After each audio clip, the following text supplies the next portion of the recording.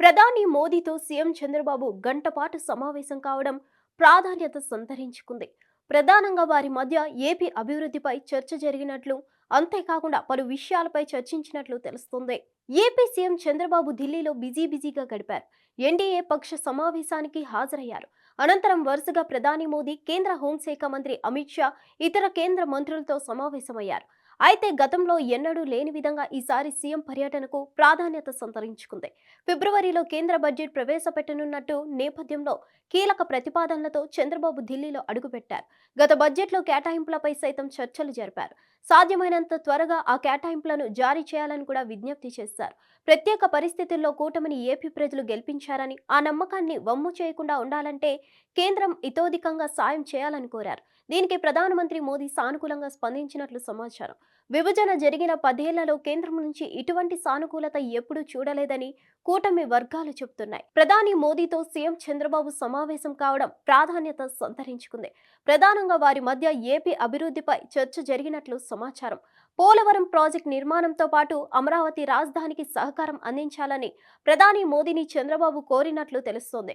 గత 6 నెలల్లో రాష్ట్రంలో ఎన్డీఏ ప్రభుత్వం చేపట్టిన అభివృద్ధి కార్యక్రమాలు, పోలవరం ప్రాజెక్టులో పురోగతిని చంద్రబాబు ప్రధాని మోదీకి వివరించినట్లు తెలుస్తోంది. రాజకీయ అంశాలు సైతం చర్చకు వచ్చినట్లు సమాచారం. తెలుగుదేశం, బీజేపీ, జనసేన పొత్తు సుదీర్ఘంగా కొనసాగాలని ఆ ఇద్దరు నేతలు ఒక స్థిర నిర్ణయానికి వచ్చినట్లు తెలుస్తోంది.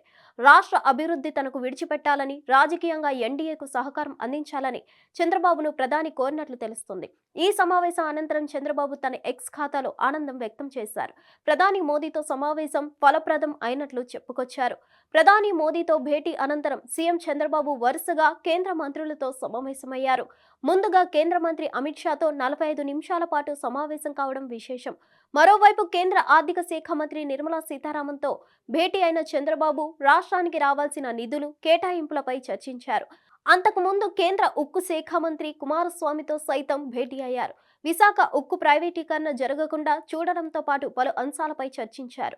రైల్వే శాఖ మంత్రి అశ్విని వైష్ణవ్తో భేటీ అయిన చంద్రబాబు రాష్ట్రంలో పలు ప్రాజెక్టులపై చర్చలు జరిపారు. మొత్తానికైతే చంద్రబాబు ఢిల్లీ టూర్ సక్సెస్ అయినట్లు కూటమి వర్గాలు చెప్తున్నాయి. హిట్ టీవీ యాప్ ని డౌన్లోడ్ చేసుకోండి. ఇందులో short news, live news, entertainment movies అన్ని అవైలబుల్ గా ఉన్నాయి. Please download Hit TV app. Hit TV app hit TV యాప్ని ఫ్రీగా డౌన్లోడ్ చేసుకోండి.